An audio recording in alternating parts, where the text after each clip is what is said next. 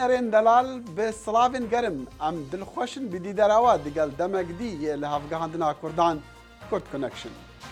ابوی هیویه که ام کردان بگهین نه که سرحاتی و بویرن لجهان دقامن پیک گهارین داخل شمو جویره جه استودیوی دنگ امریکا لواشنطن دی سی دید گلور. ایرو ما اف بابت هنه بکار اینانا چکی کیمیایی لسوریه دبخما امریکیان گلو امریکا چه بجاره هنه جبو پاراستنا وان چکان ایکتیا اوروپی بند کرن لسر نفتا سوری هلانیه لی رکابر وی چاوا بازرگانیه پی بکن. پشتی اشکاندنا دیوار نافبری بغدا و هوریره شارزایک امریکی پیش بینیا چه پاش روژه لی عراق دیکا بری 10 سالان سروک بوش جبجه کرنا ارکی امریکی لی عراقی راگهان لی عراقی دی بیجن در دیوان چاره نبویا وزیر بری یه خواندنا بلندا حریما کردستانی سیستمی پرورده حریمی دنرخینا و مها گلانی دبا مها فرهنگو کلپوری کردی لدوارا فیرفاکس یا ولایتا ورجینیا لامریکا. سلاوین دوباره گلی بینران.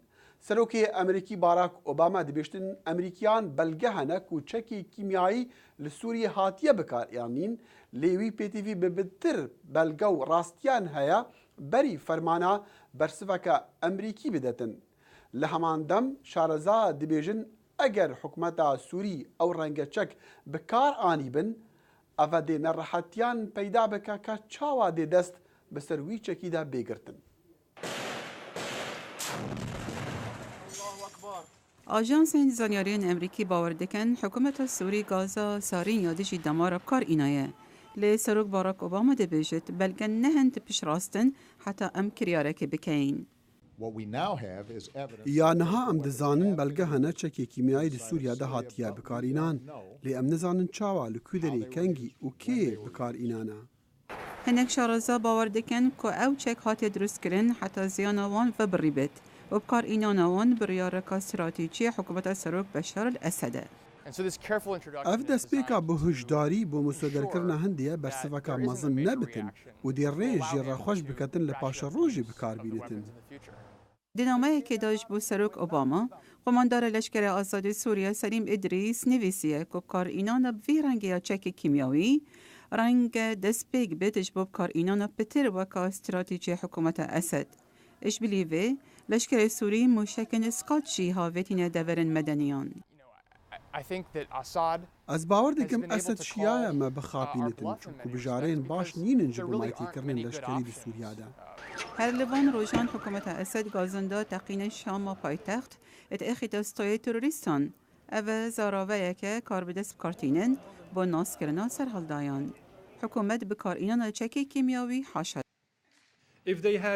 اگر وان نیشان هنه بلگه هنه باور پیکری بن تیویانی شا سکرتیری گشتی بدن نیشامه بدن.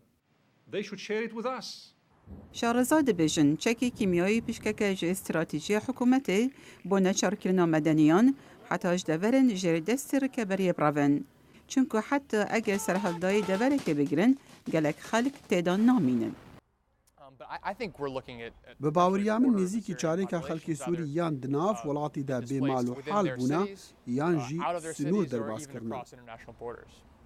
لشکر آزاد سوریه دا خواز آلیکاری امریکا دیکت بالادان حکومت اسد و نهیلانا چکی کیمیایی. فخری دوسکی دنگ امریکا. وليرا لواشنطن نقشدانرين وزارة برفانيا أمريكي بنتاغون بجارين لشكري جسروك أوباما را لبرهف دادنين جبو سردرية ديگل چكي كيميائي سوري شارزا باور دكن چجوان بجاريان بصاناهي نابن و رنگا 10,000 سربازين أمريكي جي جربنا هنارتن أفجي خطركا مزن پیدا دكا رنگا ببا اگرا شرکی مزنتر. پنتاگون چند ریککان بر چاودگیری جبو سردری کرن لگل کریزا سوریه. دنافدا بمبا باران کرنا عمبارن چکن رژیم اسد او پرچکرنا سرهلداین سوریه. لبلید هر حالت اکیده چار سرین پسانایی یام پلز بوه کریزه نینه جبروه کاردستن وزارت براوانی بهشیاری و معامله گل روشا سوریت کن. وزیر براوانی چک هیگل دبیجید حکومت امریکی دوی باوری ده و حتی رادک پشراسته که رژیم سوریه چکن کیمیایی بکار اینانه لیبله هجداری دا کوچه نابد لزیل بریاردانی بکن. ام بردوام چاو لی دیکن کاچو بویا کنگی اولو کودری دوی ام خواه بگرن هاتا راستیا بزانن بری بریاری لسر کریارکی بدین اگر ام هزرا کریارکی به هر رنگکی بکین. بتنه دست نشان کرنا جه چکن کیمیاوی ارکک زحمت دبید. او دبید که بصدان لشکرین امریکی دوی اپراسیونی ده بجدار بن جبو پاراستن و برسنگرتنا بلاوه بینا چکن کیمیاوی.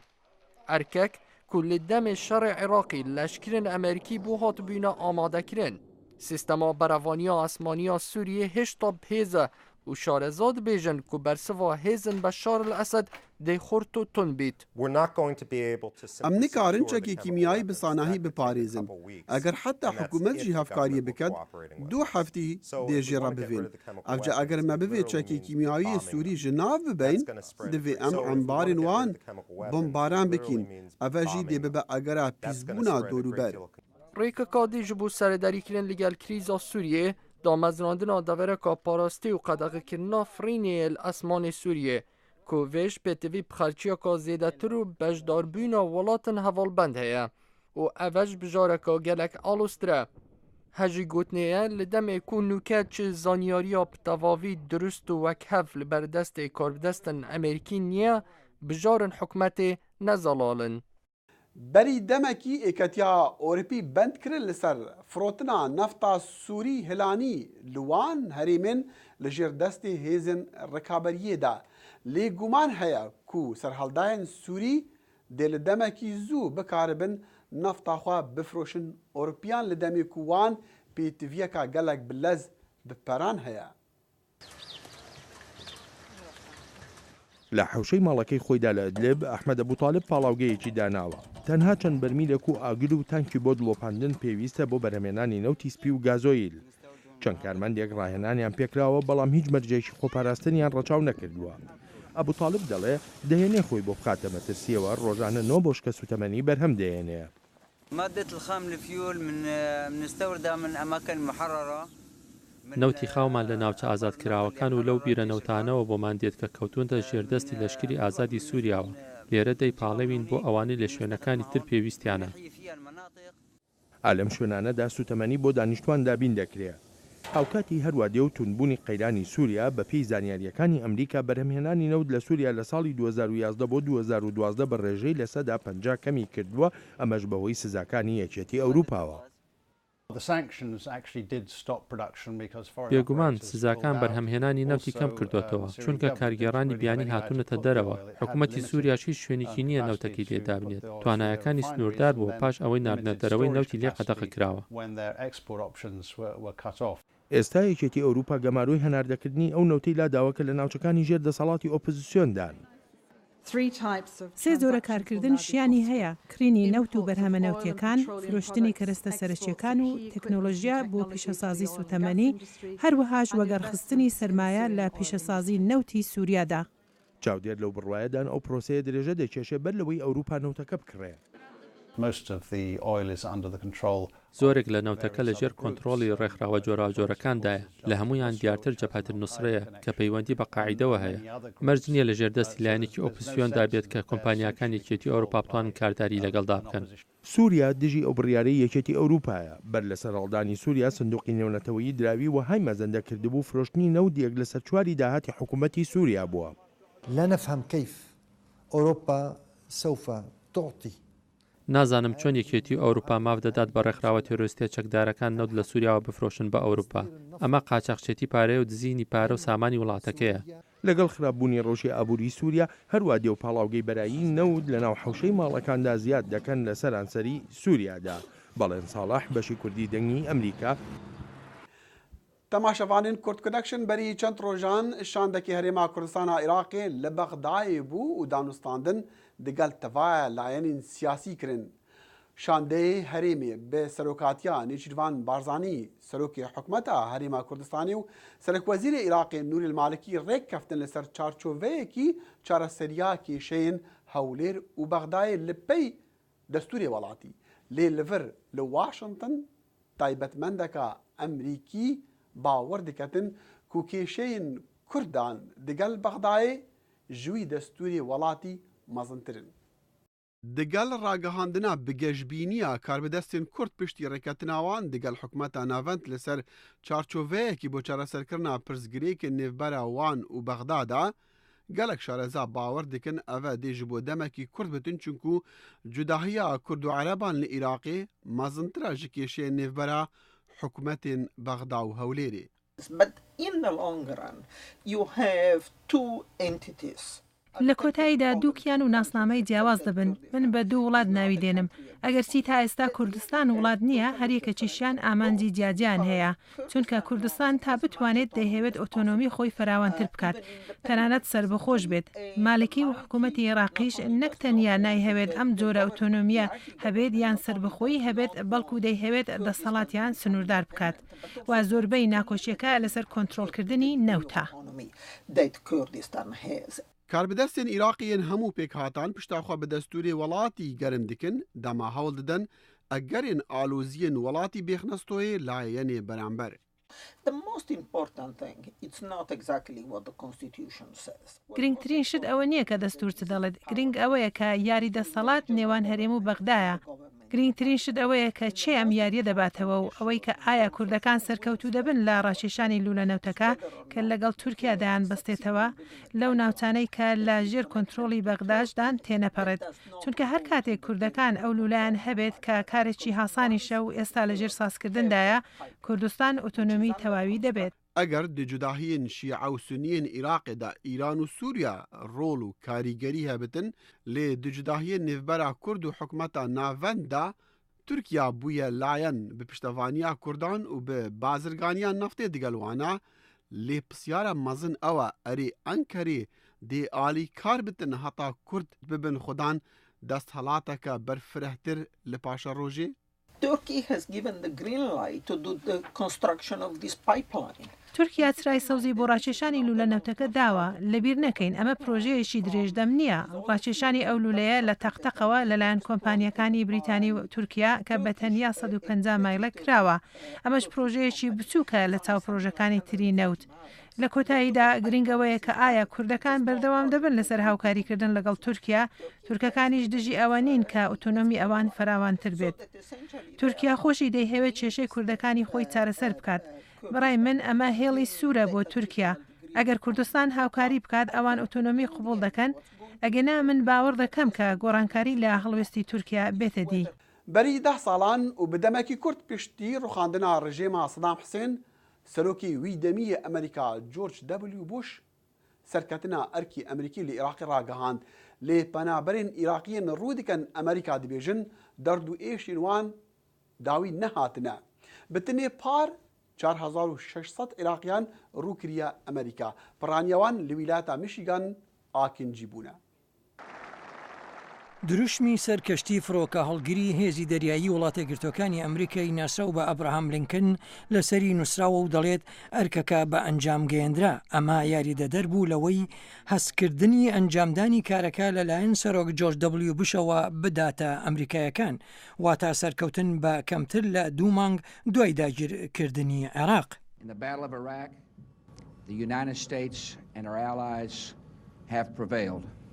بەڵام هەست و سۆزی سەرکەوتن لە شەڕی عێراقدا بە خێرایی نەما کاتێک ژمارەی کوژراوان و بریندارانی ئەمریکایی و هاوپەیمانان زیادیان کرد لە میانەی یاخیبوونی دوای داگیرکردنی عێراق ئەوەی عێراقی گەیاندا لێواری جەنگی ناوخۆ ئەمریکیان لە عێراقی دەبژکاری خۆ بەردەدەن و ئەو دزانن ئەرک جێبەجێ نەبوو.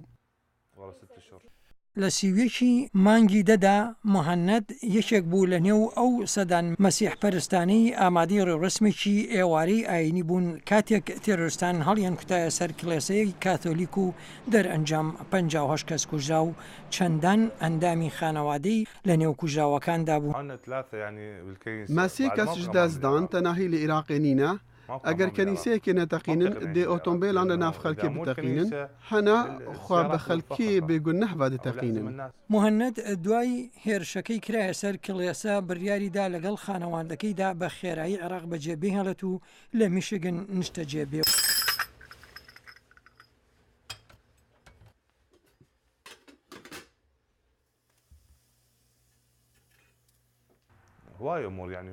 گەلک زەحمەتی هەبوون کار نەبوو تەناهی نەبوو ژیان لە عێراقی بزەحمەت بوو لێ لەڤەرژی ژیان گەلک بزەحمەتە. ڕێخەری پرۆگرامی سنتەری کۆمەڵگەی عەرەب بۆ خزمەتگوزاری ئابووری و کۆمەڵایەتی لە میشیگن دەڵێت بەهۆی بەردەوامی نائارامی لە عێراقدا بە ئەندازەیەکی بەرچاو پەنابەران زیادیان کردووە ئەوانەی لە ناوچەی باشووری خۆرهەڵاتی میشیگن دەژین ئەو شوێنەی گەورەترین ژمارەی عەرەبی ئەمریکایی تێدایە. Ez nizanim me bese serik boş çibû, gotî erek cêbicê bû, çikû wê gotinê birînek nû vekir. Em keyfxweşîn penaberên nû ji Iraqê wergirîn, lê derdên wan gelek in û gelek divê heta ew vegerin serxû. موهەنەد کە هێشتا لە هەوڵی چاکردنەوەی ڕەوشی دەرونی خراپی خۆیدایە هاوکات هەوڵ دەدات بژێوی بۆ خانەوادەکەی لە وڵاتە گرتوەکانی ئەمریکادا دابین بکات. ناوبراو دەژڵێت ئێرە واتە ئەمریکا وڵاتی دووهەممە. ئەم vegeriن بەحسێ هەرێما کوردستانە عێراقی و gelek kes gazinda ji astê zanistî û sistemê perwerdeya herêma Kurdistana Iraqê dikin lê me viya baweriya kesekî peywendîdar bizanin. Li demê seredaneka wezîrê berê yê xwandina bilind yê Herêma Kurdistanê Profesor Dilawar Alaeddîn ji bo dengê Amerîka em jê pirsîn ka ew çawa sistemê perwerdeyê li herêmê dinirxîne. دەستکاریەکانی سیستم مهمەتەکانی کراوە لە چەندین تەوەرەوەیە لە چەندین بنەما و بنچینەوە سیستم بەرەو چاچی چووە دەتوانین بڵین ئایندە گەشە ئەگەر بێتەوە سیستەمە بەردەوام بێ بەمە ناکرێ مقارنەی خۆمان بکەین لەگەڵ ئەمریکا و بەریتانیا ئەوانە بەڵام بەراوردیکردن لەگەر باقی عێراق لەگەر سووریا هەتا بگرێت لەگەر ئێران ئێمە توانین بازی گەورەمان داوە ئەگەر ئەوە بەردەوام بێ بە مەودای 10 تا 20 ساڵی تر دەتوانین بەراوردی خۆمان لەگەر مالیزیا بکەین لەگەر وڵاتانی سێ بکەین و ڕەنگە ڕۆژێک ڕۆژان ببین بەوەی کە خوێندن و شەهادە دەنێرینە دەرەوە لە جیاتی ئێمە تەنها بچینە دەرەوە بۆ شەهادە وەرگرتن یعنی خەڵکی دەرەوە بێن بە پارەی خۆیان و بە عوملە سەعبە بێن لە کوردستان سەرفیکەن بۆی بڕوانامەی خاوەن بەهای ئینتەرناشنەل لای ئەمەوەگرن بەڵامە زۆری دەوێ ئەمە کاری بێوچانی دەوێ بەڵام ڕێڕەوەکەمان بەرەو ئیتجا هێستا و li roja 29 meha çar Nîsanê li ofîsa şarewaniya devera Fairfaxya wîleta Virginia ahenga dostaniya Kurd û Emerîkiyan hate birêvebirin têde hate ragihandin ku meha 5 Gulanê dê bibe meha ferheng û kelepûrê Kurdî lê deverê. Rêkxera ahengê Dektirperî Qeredaxî bi rêvebera rêxistiya çavdêriya mafê mirovên Kurd giringiya vê dostanî xuya kir. Xanim Sharon Bolova bi rêvebera Fairfax County şanazî bi dewlemendiya pêkhatî cuda cudayê xelkê deverê kir. Dema xelek ji welatên dî ji cihêndiyên cîhanê tên ew kulturê xwe yê baş û pirbihat gelxwe dînin. Kurdên hatîn devera Fairfax jî baştirîn tûr û kultur gelxwe înan. Tevî ku ji mareka gelekêma revenda Kurdî li ahengê amade bû, lê bi rêvebera hikûmeta xwe cihî ragihand ku meha 5 dê bibe meha kelepûr û ferhengî Kurdî lê devera Fairfax. Bîneran hîvî dikin peywendiya me digel we bidomîne ji bo temaşekirina bernamema û çendîn raport û hevpeyivîn û babetên dî hûn dikarin serdana malperên me dengî Amerîka yan dengî Amerîka bikin. Îmêla me ev e kurdconnection@voanews.com Facebook Kurd Connection e. Eger bibin dostên me yên Twitterê ev e navnîşanên me ne twitter.com/kurdconnection heta careke dî stafê li hevgihandina Kurdan Kurd Connection hêviya demên xweş ji we re dike.